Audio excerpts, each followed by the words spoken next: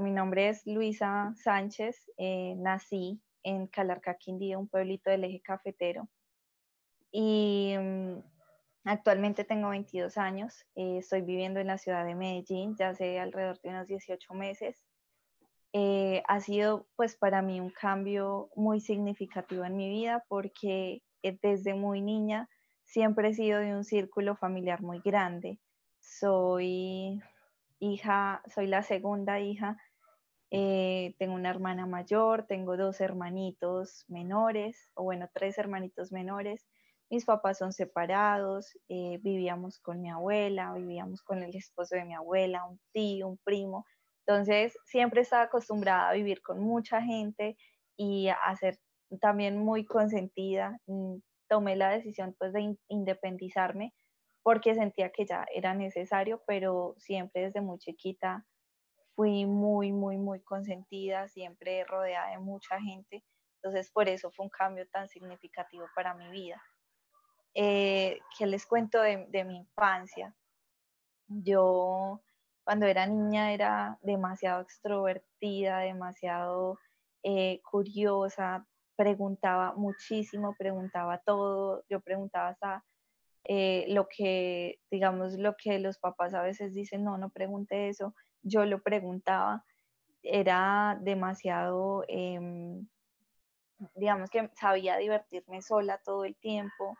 Uno de mis sueños era siempre poder estar sola para crear cuentos en mi habitación. Me encantaba de chiquita jugar a que era actriz, a que era bailarina. Bueno, yo, mejor dicho, me recreaba unas escenas loquísimas en mi habitación. Crezco con una familia disfuncional porque mis padres se separan. em, Tienen una pelea muy, muy fuerte cuando yo tengo como 6 años y ya, sencillamente todo se acaba ahí. Mi papá se va de la casa. eh, Creo que no hicimos en ese momento, mi hermana y yo no hicimos muchas preguntas de por qué ellos se estaban separando, qué estaba pasando en ese momento, pero sencillamente esa fue la decisión que ellos tomaron y sabíamos que en pleitos de grandes no debíamos meternos. Entonces seguimos nuestras vidas, mi papá nos visitaba cada 15 días, cada 20 días, y mi mamá cada vez trabajaba más, cada vez se esforzaba más por mantener a mi hermana y a mí, mantenerlos bien económicamente. Mi abuela también se esforzaba muchísimo por darnos prácticamente todo. En mi adolescencia siempre fui una niña muy enfocada en los estudios, en que tenía que siempre ocupar los primeros puestos, en que debía no darle muchos dolores de cabeza a mi mamá ni a mi papá, que debía concentrarme en ser la mejor. Y creo que estuve así enfocada hasta 11, o sea, desde que empezó mi colegio hasta 11, siempre estuve muy, muy enfocada en eso, en ser la mejor en el colegio, y tuvo muy buenos resultados porque al final sí terminé siendo una de los mejores puestos en cada periodo, siempre lo era. Eh, Alrededor de los 12 años, mi mamá nos pues toma la decisión de que nos íbamos a vivir para Nariño, porque el esposo de ella es de Nariño. Ella se casa, rehace su vida, tiene dos hijos con el esposo de ella, que actualmente pues también están viviendo nuevamente en Nariño, pero toma la decisión de llevarnos cuando yo tengo como 12 años aproximadamente. Y para mí esa decisión fue, bueno, yo como que no sé si fue que me acostumbraron a no preguntar, pero no entendí, pero sencillamente acepté pues el cambio. Cuando estábamos allá, veo que mi mamá empieza a sufrir de una depresión bastante fuerte, porque yo en ese momento no sabía que era depresión, pero se la pasaba llorando todo el tiempo. Allá en Nariño se enteró que estaba embarazada de nuestra última hermanita, y para ella fue bastante duro, ella no lo podía creer. eh, digamos que sencillamente para ella fue, digo yo, pues un acontecimiento muy difícil, porque ella ya tenía tres hijos y ellos no pensaban tener más, pero pues así es Dios, sencillamente no pregunta, sino que actúa. Tienen a mi hermanita, y fue un embarazo bastante difícil. Como les digo, mi mamá se la pasaba llorando. Entonces yo traté como nuevamente no ser un dolor de cabeza para nadie, entonces trataba de hacer mis cosas siempre, de no preguntar, de procurar estar siempre haciendo las cosas bien para no tener que dar ni explicaciones ni tampoco que me tuvieran que regañar todo el tiempo por lo que yo hacía o dejaba de hacer. Nuestra estadía ya no duró mucho, solo 9 meses. Mi mamá no soportaba como una vida en un pueblo tan pequeño, ya estábamos acostumbrados a la ciudad, vivíamos en Bogotá. Eh, Llegué a Bogotá a la edad de los 5 años, creo que ya lo había dicho, pero allí prácticamente fue que viví toda mi vida. Entonces mi mamá decide que no, que nos tenemos que devolver para Bogotá y a los 9 meses de haber llegado a Nariño nos regresamos nuevamente a Bogotá. Cuando nos regresamos a Bogotá es que empieza como ya la fase de preadolescencia, adolescencia, en la cual el esposo de mi mamá toda su vida pues ha asistido a una, bueno, no toda su vida, gran parte de su vida ha asistido a una iglesia cristiana, entonces nos lleva a esa iglesia cuando éramos muy pequeñas, pero de niñas solo íbamos y como que todo niño solo prestábamos atención a lo básico. Pero ya cuando empiezo mi preadolescencia y adolescencia, empiezo a encontrar un gusto en ir al culto de jóvenes, en empezar a servir y como que mi vida se empieza a mover como alrededor de eso. Entonces, me encantaba todos los sábados ir a los cultos de jóvenes y vi que era demasiado dada al servicio, demasiado dada a entregar, no sé, entregar sobres para los diezmos o mover sillas y acomodar el templo o barrer o cosas así, como por ese estilo, entonces me encantaba servir. También como me gustaba el baile, entonces me metí pues, al grupo de danzas de la iglesia, también me gustaba el teatro, entonces también me metí al grupo de teatro y empecé a hacer muchas, muchas cosas en la iglesia. Lo que me enfocó de adolescente a tener una vida prácticamente alejada de novios, de fiestas, de cualquier tipo de cosas que hoy en día normalmente vive un adolescente promedio, por así decirlo. Entonces yo estaba en mi cuento de la iglesia, estaba en mi cuento de llevar amigas a la iglesia, me encantaba que mis compañeras me prestaran atención, hablarles de Dios, hablarles de la Biblia, pero hubo como un pequeño problema conmigo porque a medida de que yo les iba hablando de Dios, también me iba creyendo un poquito perfecta, por así decirlo, porque como yo no iba a fiestas, como yo no tenía novio, como yo era muy buena en el colegio y tras del hecho, pues asistía a una iglesia cristiana, no decía groserías, no escuchaba reggaetón, no bailaba apretado, entonces, pues yo pensaba que era perfecta, ¿cierto? Yo pensaba que yo no fallaba, no tenía errores. Entonces, como que ese fue mi grave error. Empecé a juzgar demasiado, empecé a señalar demasiado. Yo decía, no, es que tú estás en pecado, es que prácticamente yo sabía quién estaba en pecado y quién no. Me convertí en una señaladora número uno y eso hizo que muchas personas se alejaran de mí o se apartaran de mí. Entonces mi grupo de amigas era muy pequeño y eran personas que me toleraban, por así decirlo. Suena fuerte, pero eran personas que me toleraban y que andaban conmigo porque, de hecho, pude identificar hace poco que gran parte de mis amigos siempre han sido personas que, que debaten mucho y es porque a mí me encanta debatir, a mí me encanta siempre, o no sé si debatir o llevar la contraria. Entonces, todos mis amigos es porque saben debatir o saben llevarme la contraria, entonces por eso es que funciona la amistad, porque si no, piensa que soy una canzona. Entonces, bueno, así prácticamente concurre toda mi adolescencia hasta los 17, 18 años, que tomo la decisión de no preguntarle a nadie. Yo quería estudiar y mi propósito era seguir estudiando.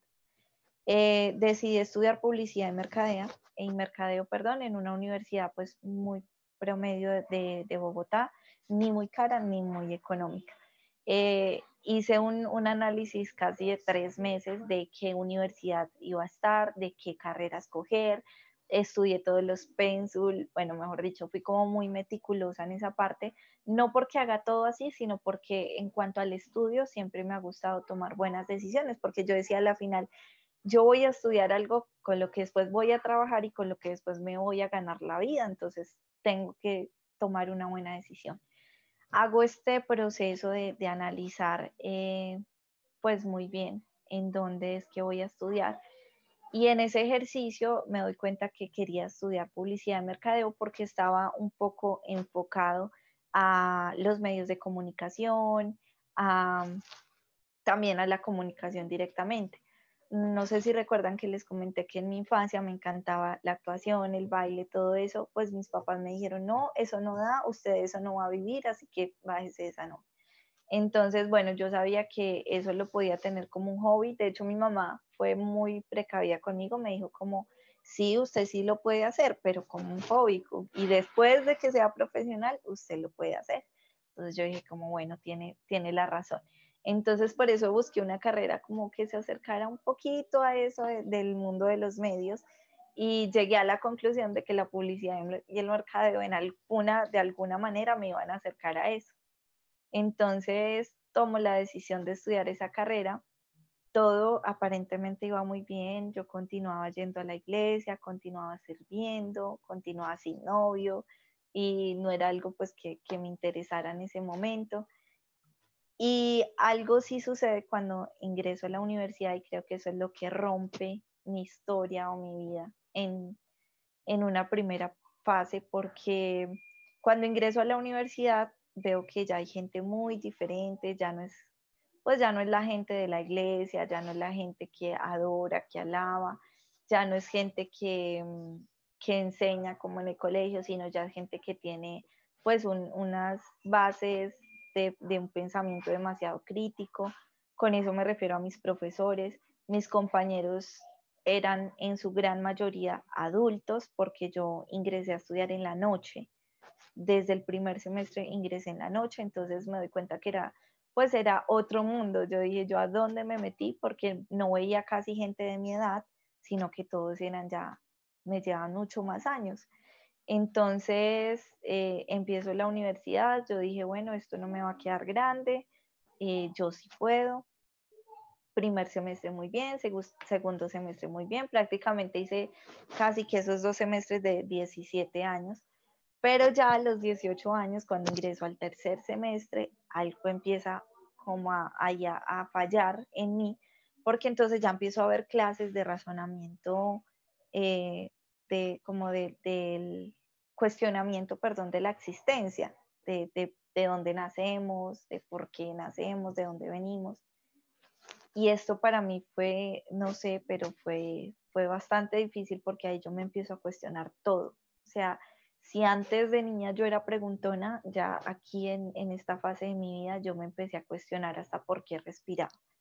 Y en medio de eso, de ese cuestionamiento yo creo que todos en algún punto de nuestra vida lo hemos hecho, pero yo aquí me empiezo a encontrar con una parte bastante fuerte en mi vida y es que yo empiezo a cuestionar mucho a Dios. O sea, yo ni siquiera cuestiono mi formación como ser humano o como mujer, sino yo cuestiono es la existencia de Dios. Entonces yo empiezo a decir, pero bueno, ¿de dónde viene Dios? ¿Y por qué todo el tiempo a mí me han hablado en una iglesia de un Dios y que un Dios y que un Dios y yo no conozco otra cosa sino un Dios? Pero no sé de qué me está hablando esta gente, que del cosmos, que venimos de la evolución. Entonces me empiezo a interesar mucho por esa parte y sigo con mis cuestionamientos, los cuales me obligan a apartarme un poquito de la fe, apartarme un poquito de esa religión a la que yo tan arraigada estaba y me empiezo a hacer otras preguntas más filosóficas, perdón. Entonces, ahí es que empieza todo, ahí es que friarme, por así decirlo, en la iglesia, ya entonces no me gustaba tanto ir a la iglesia, ya no me gustaba tanto el servicio, ya sentía que con los de la universidad no podía hablar temas que con los de la iglesia o con mis amigos de toda la vida sí lo hacía, veía que los temas de ellos eran temas pues que yo desconocía por completo y en ese ir y venir de tanto preguntarme y de tanto decir, me empecé a sentir diferente, empecé a sentirme como un parche en medio de toda esa vida universitaria. Digo como, ¿por qué soy tan diferente a ellos? Porque la gente me mira como un ser extraño. Pues yo pensaba que era normal hasta que llegué a la universidad. Entonces, en ese proceso, conozco una persona que en este momento sigue siendo una de mis mejores amigas y ella me empieza a decir, es que algún día usted tenía que cuestionarse, algún día usted tenía que reaccionar y ver que la vida no es lo que le pintan en su iglesia. Para mí eso fue muy fuerte porque yo como que me dejé llevar por todo eso y me dejé eh, envolver en un mundo completamente desconocido para mí. Y ya entonces no solo me cuestiono de dónde vengo yo, o sea, que yo no soy creación de Dios, sino que también empiezo a decir, bueno, pues yo toda mi vida me he abstenido de tener novio, de salir a fiestas. Yo no sé lo que es una discoteca por dentro, yo no sé lo que es besar un niño, yo no sé lo que es em, tomar alcohol. Entonces, tomo una muy mala decisión y es, eh, o bueno, digo yo misma, quiero hacer y quiero probar todo lo que en algún momento en mi iglesia me dijeron, por favor no lo haga, que allá si usted hace todo eso no le va a ir tan bien. Y entonces yo dije como, a mí solo me lo han dicho, pero yo no sé, yo necesito ver para creer, ¿cierto? Y como uno cuando se cuestiona tanto y cuando se vuelve tan filósofo, por así decirlo, todo se vuelve en ver para creer, tocar para saber que existe, palpar, pues saber que realmente sí podemos comprobar la existencia de las cosas. Entonces yo me volví muy así. Y yo decía, no, si yo no veo, no creo, y si yo no empiezo a vivir, no voy a saber qué es bueno y qué es malo. Ese fue el razonamiento que yo hice en ese momento. Entonces, así es como un día tuve una seria conversación con un personaje que más adelante les voy a decir quién es. Y le digo, mira, sabes que yo hasta el momento, pues me has cuidado como un padre, como un hermano, como un amigo. Y me parece que hasta el momento la hemos pasado muy bien. Pero yo quiero que dejemos hasta aquí, que nos demos un tiempo, no eres tú, soy yo. Y voy a empezar pues como un nuevo camino de conocer y de explorar muchas cosas que quizá a ti no te van a gustar. Entonces, yo no creo que podamos seguir en esta relación si yo voy a hacer tantas cosas que a ti te van a disgustar. Entonces, chao. Literalmente cerré una cortina entre esa persona y yo y me fui a ese mundo tan extraño para mí en ese entonces. Y ese mundo del que les estoy hablando es el mundo de la fiesta, es el mundo del trago, el mundo de conocer chicos y estar sexualmente con esos chicos. Y en ese proceso fue muy radical y fue muy rápido porque prácticamente en 6 meses yo ya quería hacer de todo, de todo. Y yo le decía abiertamente a las personas, es que yo quiero probar, es que yo quiero saber qué es esto, yo quiero saber qué es aquello, cuénteme, usted ha probado eso. Y empiezo así a caer empiezo mejor a llenar un vaso de tanta tierra, por así decirlo, que yo cada vez me alejaba mucho más de la iglesia y cada vez me convertía más en una de mis amigos, ¿cierto? Cada vez me parecía mucho más a la gente de la universidad, me parecía mucho más a las personas que nunca pues han tenido problemas cuando dicen que ya conocen a Dios, ¿cierto? Entonces, esa niña que se preocupaba por sus estudios, que siempre fue la mejor en el colegio, ya estaba como dejando de existir y ahora me preocupaba más por verme bien, verme linda, por reunirme con mis compañeros de la universidad a tomar, a bailar.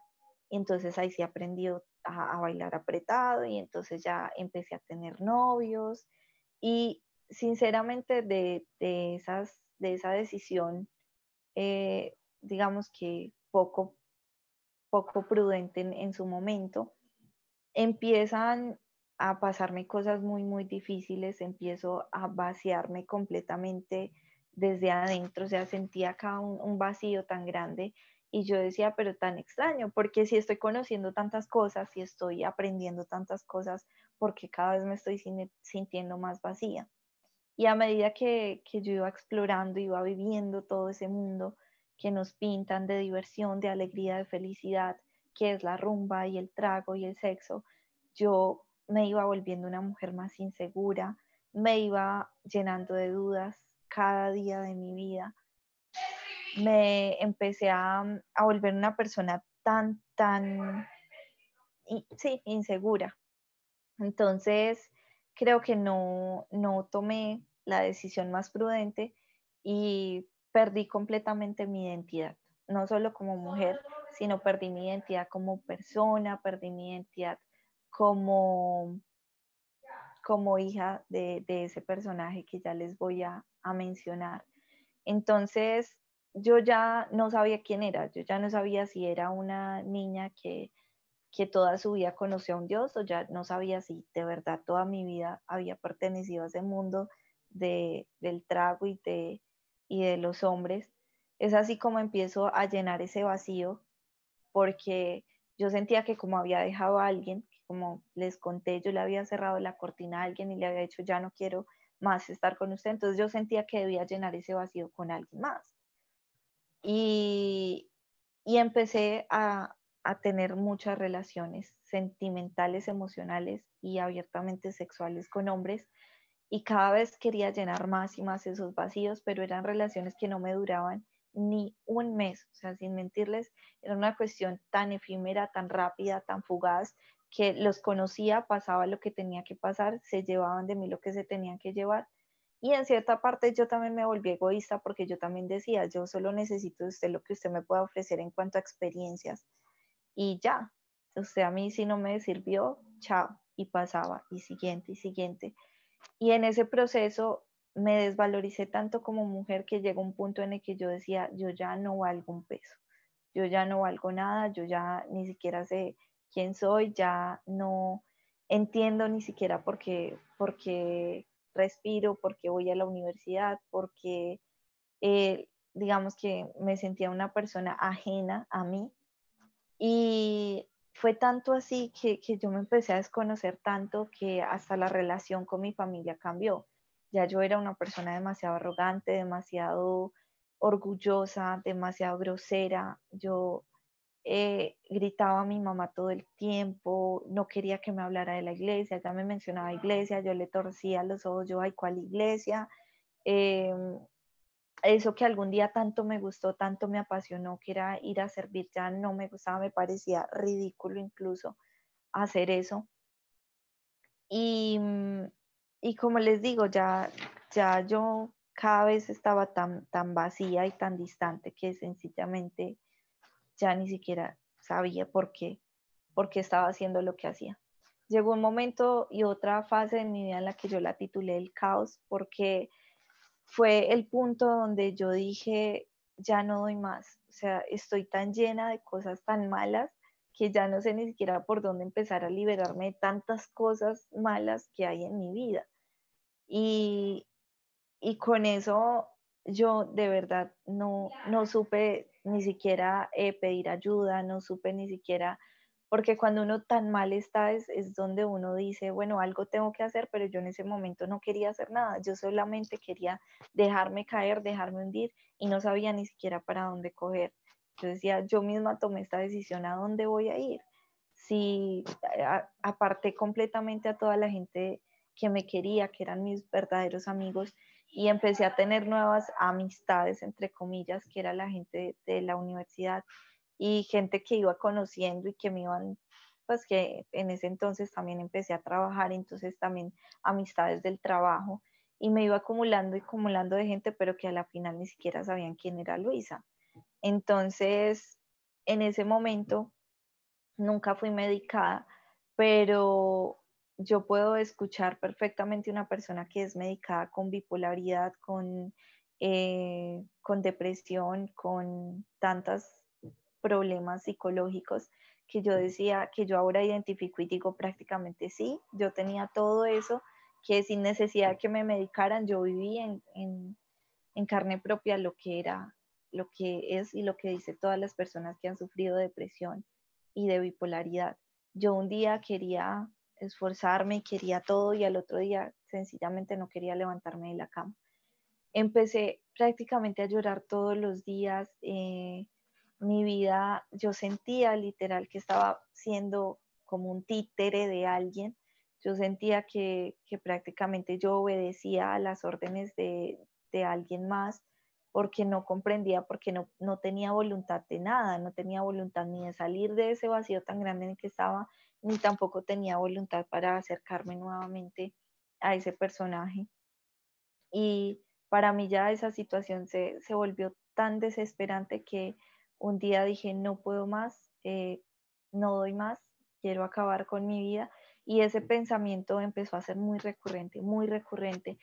Empezó como una idea, empezó como una semillita y fue creciendo, creciendo, creciendo.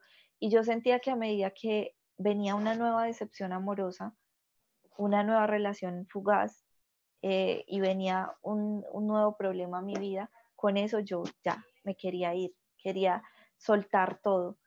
Es allí cuando tomo la decisión de cambiar de ciudad, porque yo decía, no puedo más con esto. Terminé las materias de mi carrera, que duraron aproximadamente 4 años, y solo me faltaba la tesis. Había hecho prácticas, había hecho todo, solo me faltaba la tesis y yo dije, listo, voy a empezar de cero en otra parte. Mi hermana mayor estaba viviendo acá ya hace 5, 4 años aproximadamente en Medellín, sola, con mi sobrina, ya tiene una hija, actualmente tiene 7 años. Entonces yo dije, bueno, me voy a vivir con ellas, quiero una nueva vida, quiero empezar de cero. Y llego acá a la ciudad de Medellín, fue una decisión prácticamente de un día, porque en el trabajo también llevaba un año sin conseguir trabajo, en el que así como las relaciones habían sido tan fugaces, tan efímeras, así se me convirtieron en los trabajos. Y, y yo dije, bueno, me vine con la falsa idea de que acá en Medellín, ya con la independencia y con esta nueva ciudad, iba a cambiar las cosas. Pero llego acá a Medellín y me encuentro con que acá ya no tengo quien me diga, Luisa, vamos a la iglesia, Luisa, perdón, estoy orando por usted. Ya aquí en Medellín no tenía nada de eso. Y acá en Medellín veo una libertad mucho más grande de la que tenía en Bogotá para hacer justo lo que me tenía tan desesperada, que ya yo no sabía, que ya yo por probar tanto y por querer tanto de ese mundo, ya yo no quería más. Ya yo estaba en la posición que yo decía, no más mundo, no más fiestas, no más hombres. Pero acá en Medellín me doy cuenta que tengo mucha más libertad para todas esas cosas, tengo mucha más libertad para ir a discotecas, porque en Bogotá me tocaba escaparme, literalmente. Eh, Acá en Medellín tengo mucha más libertad para estar con los hombres, para tener relaciones, y esa falsa libertad que encuentro acá en Medellín me termina de hundir. Y es la fase no solo del caos, sino ya de donde Luisa se estaba perdiendo completamente. La idea de quererme suicidar empezó a incrementar, incrementar, incrementar, y ya no solo era una idea, ahora eran órdenes. Yo escuchaba literal que en las noches me ordenaban, usted para qué vive, usted para qué existe, usted para qué está en este mundo, usted le está quitando oxígeno a alguien que sí debería vivir, usted le está quitando comida a alguien que sí debería comer, que sí merece lo que usted tiene. Y yo me empiezo a creer eso, y entonces lo que empieza a pasar en mi vida es que todos los días, yo empiezo a decirle a esa persona que ya vuelve otra vez a mi vida, y que es Dios, Jesús y el Espíritu Santo, que son tres, pero a la vez son uno. Es un poco complejo de entender, pero es una sola persona, es ese Dios que nos han hablado en la clase de religión, es ese Dios que nos han hablado en una iglesia, es ese Dios que nos han hablado los testigos de Jehová cuando tocan nuestras puertas, es ese Dios que nos han mencionado siempre, es ese mismo Dios, el que yo un día le dije, ya no quiero saber nada más de usted, yo ya no siento que ya no, pues ya no quiero nada de usted.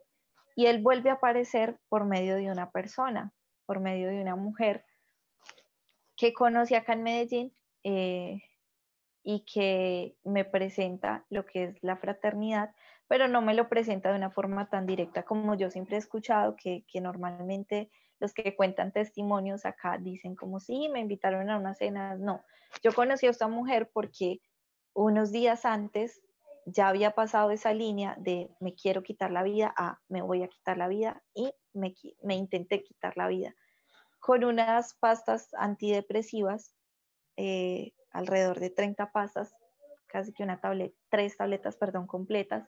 Las metí en un vaso, pero antes le escribí a mi papá. Mi papá ha sido una persona fundamental en mi vida porque él ha sido como ese consejero y por eso para mí de niña fue tan fácil acercarme a Dios y verlo como esa figura fraternal, porque mi papá siempre me ha consentido y me ha querido como su tesoro más preciado. Entonces así yo sentía que Dios me quería a mí. Yo antes de tomarme esas pastas llamé a mi papá y le dije, pa, no puedo más, estoy desesperada, no sé qué estoy haciendo con mi vida, soy un desastre, no sirvo para nada, no sé por qué estoy viviendo. Y mi papá, en vez de yo escuchar palabras lindas de su boca, me dice, ¿cómo qué le está pasando? Madure, ya, Luisa, recapacite. Me tiene cansado con sus bobadas, con sus locuras, ya, recapacite. En ese momento yo lo sentí como un ataque, lo sentí como que, bueno, llamo a pedirle auxilio a mi papá, pero entonces él me está regañando. Entonces, no, ya me quitó la vida. Me tomé esas pastas con tal desesperación que yo dije, ya, aquí se me acabó la vida, no doy más, quiero descansar. Ese era como mi falso pensamiento. Si yo me quito la vida, descanso de tanto sufrir y de tanto sufrimiento que yo misma me había buscado. En ese momento, mi hermana me ve ya demasiado mal y dice, no, esta mujer se me va a matar aquí y yo no estoy para cuidar dos niñas. Recuerdo que era lo que ella me decía. Entonces, no, necesito que usted busque ayuda, necesito que usted haga algo, porque yo no puedo. Ese día que me tomé esas pastas, eh, bueno, no quería contar esto, pero siento que lo debo contar. Ese día yo tenía que ir a trabajar y no fui a trabajar, me quedé en la casa. Vivíamos en un apartaestudio, para ser más claros, eran dos habitaciones muy pequeñitas y yo me quedé ese día escuchando 10.000 voces que me decían, ya mate, se acabe con su vida, ya esto no vale la pena. Y en ese momento, cuando yo me tomo las pastas, como que a mí se me detiene el mundo, se me para el mundo y yo dejo de escuchar, de sentir, de pensar. Y en ese momento me empezó a dar un ataque de pánico, de nervios, pero era con un dolor, añadido a un dolor acá en el pecho demasiado fuerte. Y yo empiezo a sentir que el corazón me empieza a bajar los latidos de una forma tan desesperante que siento que se me va a explotar la cabeza. Y yo, Dios mío, ya no veía, ya no olía, ya no respiraba y el corazón cada vez era más lento, más lento. Y yo decía, no, me maté, era lo único que yo decía, me maté de verdad, me maté.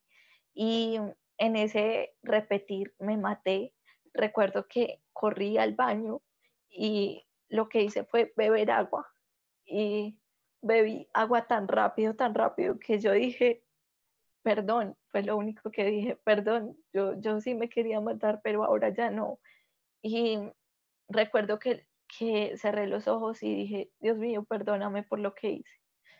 Entonces lo cerré muy fuertes y me acosté. Duré alrededor de 8 horas dormida. No recuerdo nada, no sé qué pasó, no sé si alguien tocó la puerta, no sé si pasó el de la leche, no sé qué pasó, pero sé que en ese momento mi vida se detuvo exactamente 8 horas. Y en ese momento llegó mi hermana de trabajar, me encontró ahí en la cama. Yo ni siquiera sé si estaba, pues, si estaba viva o no, solo sé que recuerdo que me desperté como muy, como entre mareada y me cambié de cama. Fue lo único que hice, me cambié de cama a mi cama y dije hasta mañana.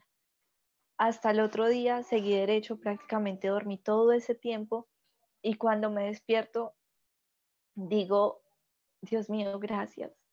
Gracias porque estoy viva y porque es una nueva oportunidad. Y ahí es donde empiezo y reconozco nuevamente a Dios en mi vida y digo, Dios, te necesito otra vez en mi vida. Necesito que llegues otra vez porque estoy tan desesperada, estoy tan ahogada entre tantos males que yo misma me busqué, entre tantos vacíos, entre tantas relaciones tan locas, tan tóxicas. Y yo le dije, te necesito nuevamente. Mi hermana me dijo, mi hermana obviamente llorando porque ya supo lo que yo había hecho, me dijo, mire, mi jefe me vio llorando y me pasó un número de una mujer. Se llama Dora Acevedo, por favor escríbale y necesito que la vea ya.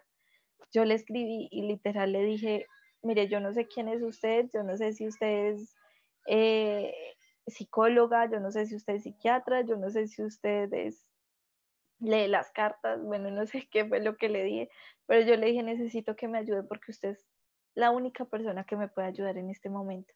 Me dijo, claro que sí. Ese mismo día me puse una cita y nos vimos en un parque.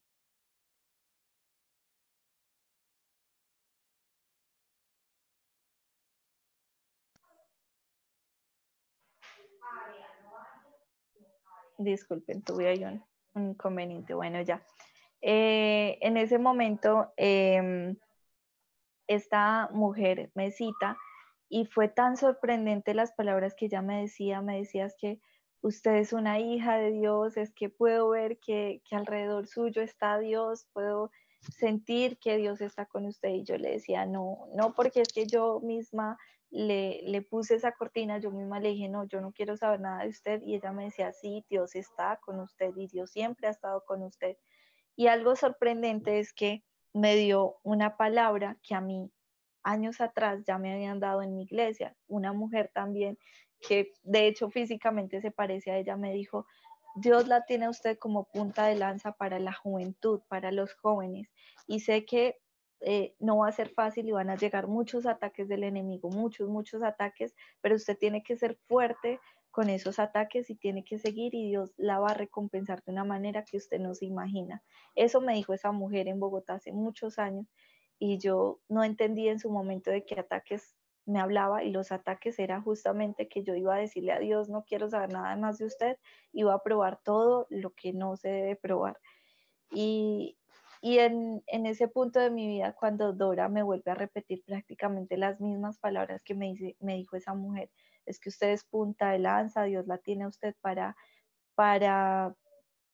para que sea ejemplo a la juventud, no solo de una ciudad, sino del mundo. Y yo decía, no lo puedo creer, que dos mujeres me estén diciendo prácticamente lo mismo, tantos años después, en dos ciudades diferentes, es porque realmente Dios algo tiene preparado para mi vida, diferente a estar con hombres o diferente a estar tomando, diferente a estar metida en una discoteca prácticamente de viernes a sábado.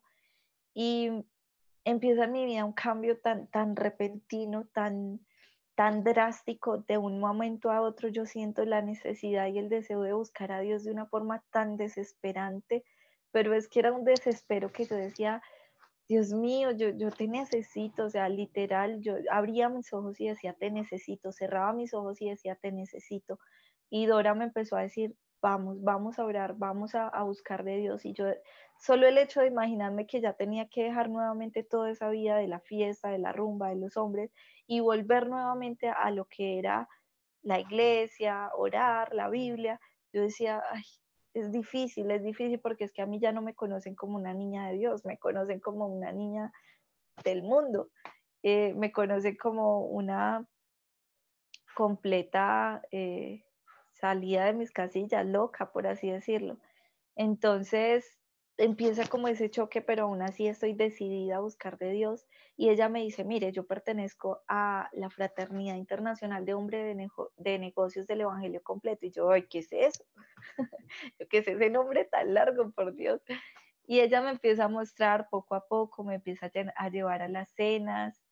Y en esas cenas, el primer día que yo asistí, había una mujer que su rostro lucía tan hermoso, su forma de hablar, y ella empieza a decir que ella estuvo en el mundo y que la fiesta y que los hombres, pero ella me miraba y me miraba y me miraba, y yo le decía, Dios mío, ¿qué le contó a esta mujer todo lo que yo hice? Y yo decía, como qué vergüenza, ella no dejaba de mirarme hasta hoy en día. Yo le sigo preguntando, ¿usted sabía por qué me miraba tanto? Y ella decía, no, yo ni siquiera sabía que la estaba mirando. Y no eran ni siquiera unos ojos acusadores, sino unos ojos que decían como, identifícate conmigo. Era lo que yo sentía en ese momento. Y yo me vi en un espejo y yo dije, cuando esa mujer nombró la palabra castidad, para mí fue muy difícil. Porque yo decía, castidad, y no es una jovencita, es ya una mujer madura, ya una mujer hecha y derecha, que en su rostro se ve a Dios, se ve que es una mujer de principios. Y yo dije, yo quiero eso, yo quiero lo que esa mujer está hablando y lo que esa mujer refleja. Y poco a poco le empiezo a decir a Dios que quiero volver a enamorarlo, que quiero volver a ser su hija, que quiero volver a ser su hermana. Y empieza una relación muy bonita, no es fácil porque tiempo después tengo una liberación debido a que las depresiones siguen, las crisis siguen y tengo una liberación completamente eh, loca, por así decirlo, en donde Dorita me ayuda en todo ese proceso y ya después de eso viene como la calma, viene a mi vida la calma, empiezo a servir nuevamente la fraternidad y vuelvo a encontrar nuevamente lo que a mí me encantaba, que era servir, pasar un plato, hablar enfrente, empezar a llamar jóvenes, empezar a hablarle a muchachos y yo le digo a Dios sencillamente, ahora estoy viviendo algo distinto porque sí, estoy volviendo a ti, estoy volviendo a tener una relación contigo, Dios, pero ahora siento que es una relación genuina, sincera. Siento que fue necesario vivir todo lo que tuve que vivir para ahora conocerte. Y bueno, sencillamente me empiezo a enamorar nuevamente de ese Dios y mi corazoncito se empieza a llenar nuevamente y se vacía de todo lo malo y se empieza a llenar de su amor. Me empiezo a sentir nuevamente identificada en la fraternidad porque sinceramente yo ya ni siquiera sabía si llegué hasta a dudar si yo era una mujer, o sea, era tal el nivel, llegué a dudar si era hija de mi papá, o sea, pasé por unos momentos tan locos de mi vida. Les digo esto porque cuando yo era niña, la familia de mi papá siempre decía que yo no me parecía nada a mi papá y que probablemente yo no fuera hija de mi papá. Entonces yo también me empecé a cuestionar si realmente yo era hija de mi papá, que yo creo que donde mi mamá se entere de eso, Dios mío, esto está siendo grabado, donde mi mamá se entere, mejor dicho. El caso es que empiezo a pasar por todo eso, pero Dios esta vez me agarra de la mano y me dice, no señora, usted no se me vuelve a soltar de la mano, vamos para adelante, yo la voy a levantar de esa depresión, de esa ansiedad, de tantas cosas que yo misma me busqué por necia. Y mi relación con los hombres también empieza a cambiar mucho, entonces ya me buscaban y me decían, hey Luisa, vamos a una discoteca, vamos a bailar, después vamos a infinidad de cosas que pueden hacer una pareja después de salir de una discoteca, y ya yo les empiezo a decir, no, ¿sabes qué? Yo ya no quiero eso, yo quiero un hombre que mire mi corazón y no mi cuerpo. Entonces ellos empiezan como, ay, está, ¿qué le pasa? Entonces, en ese proceso me di cuenta que yo estaba tan mal que yo tenía que estar hablando con 10 hombres a la vez y si 10 eran pocos, que me estuvieran diciendo que estaba linda, que yo les gustaba y me doy cuenta que tengo que empezar a deshacerme de toda esa lista de contactos y de hombres que, Dios mío.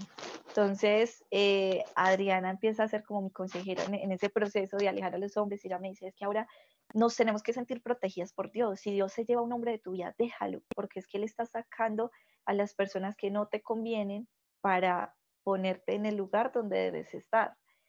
Y sencillamente así es como, permítame un minutito.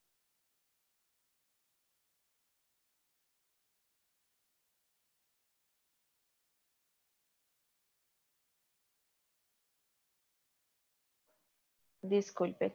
Entonces, en ese momento como que ya empiezo a eliminar a todos esos hombres de mi vida y empiezo un proceso en el que me empiezo a enfocar demasiado, me empiezo a enfocar en mi carrera, me empiezo a enfocar en mis sueños, me empiezo a enfocar en la fraternidad, de tal forma que ya yo decía, quiero y necesito dedicarme a esto como una profesión.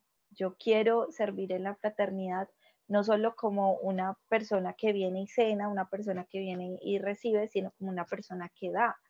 Me tomo muy en serio la fraternidad, tan en serio que aquí en la fraternidad empezamos a abrir otro capítulo, se le conoce capítulos a unos eventos que como al comienzo explicaron, nos reunimos, contamos este testimonio, hay una cena, hay un algo y al final pues oramos y es ese proceso en el que tú te identificas con alguien, que hay esa liberación, que hay ese conocer a ese Jesús.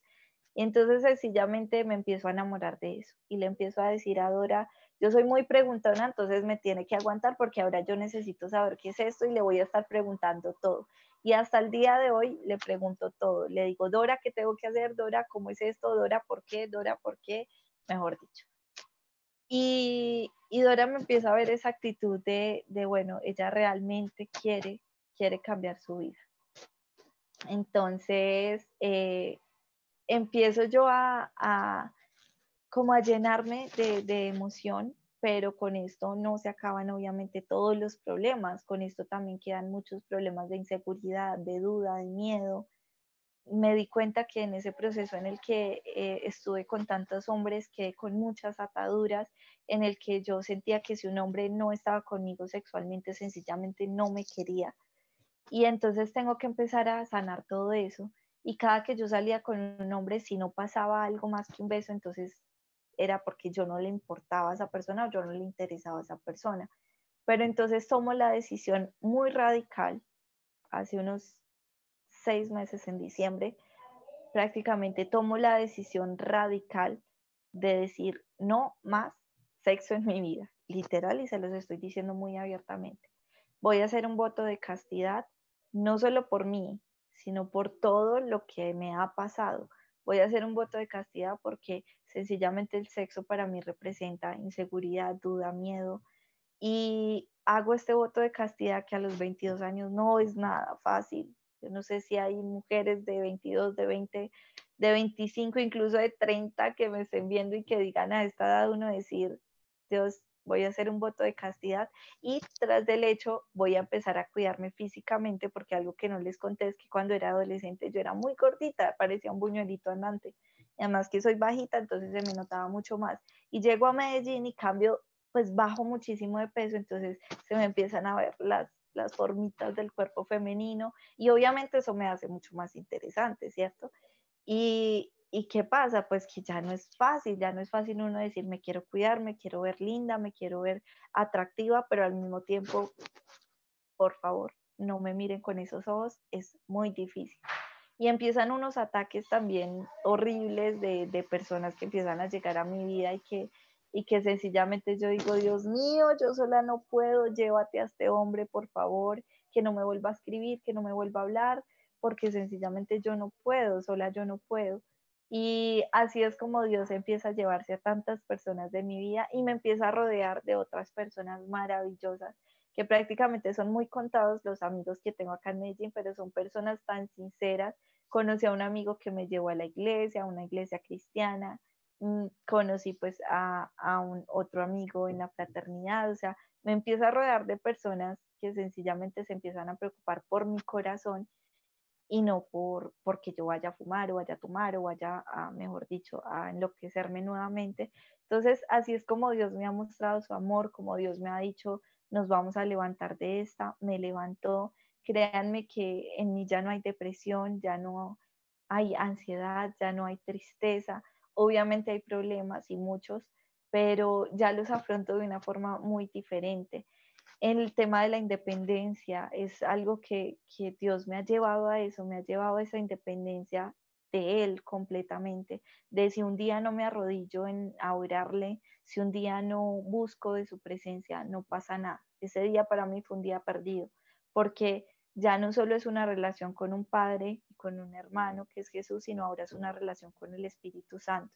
Y el Espíritu Santo llega a mi vida como un amigo que dice, nos vamos a volver radicales, Luisa, nos vamos a volver trascendentes y si alguien te ve, te tiene que ver así, no te tiene que ver tibia ni fría, te tiene que ver como la hija de Dios que eres y no te debes avergonzar de decir que eres una hija de Dios y que le sirves a un Dios real, que le sirves a un Dios vivo y que de aquí a mañana cuando veas a una jovencita que esté pasando por lo mismo que tú pasaste, que no tenga identidad, tú lo sepas identificar y la jales y le digas, ven, yo conozco a alguien que sí te va a valorar, yo conozco a alguien que sí te va a amar y a alguien que sencillamente va a entrar a tu corazón y te va a transformar la vida completamente.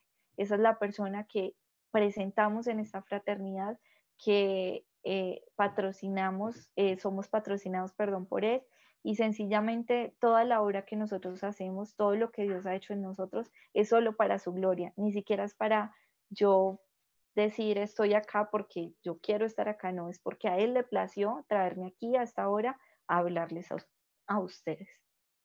¿Y cómo me acerqué yo a Él? Me acerqué sencillamente cerrando los ojos y confesando algo que necesitaba hacerlo en ese momento, necesitaba confesarlo y que todos en algún momento tenemos que hacerlo, tenemos que confesar esto, porque así es como inicia, así es como le decimos, hey, mírame, aquí estoy, necesito de ti, necesito que me mires. Entonces, desde ahí, desde donde están, desde donde me están viendo, yo necesito que ustedes digan estas palabras creyéndolo desde el corazón, desde la sinceridad y que repitan si están con alguien en sus mentes o si están solos en voz alta y que digan, Padre Santo, gracias te doy por Padre este Santo, nuevo día. gracias te doy por este nuevo día. Gracias porque tú, Señor, Gracias porque tú, Señor, me conoces desde el vientre de mi madre me conoces desde el vientre de mi madre e hiciste por mí un sacrificio para comprarme e hiciste por mí un sacrificio para comprarme y te costó la sangre de tu Hijo Jesús. y te costó la sangre de tu Hijo Jesús. Y por eso ahora yo soy salva de todos mis pecados. Y por eso ahora yo soy salva de todos mis pecados. Gracias Padre Santo porque reconozco que soy tu hija. Gracias Padre Santo porque reconozco que soy tu hija. Anota mi nombre Anota mi nombre en el libro de la vida en el libro de la vida y ayúdame de aquí en adelante y ayúdame de aquí en adelante a reconocerte en todo lo que haga. a reconocerte en todo lo que hago. Te amo en el nombre de Jesús. Amén y amén.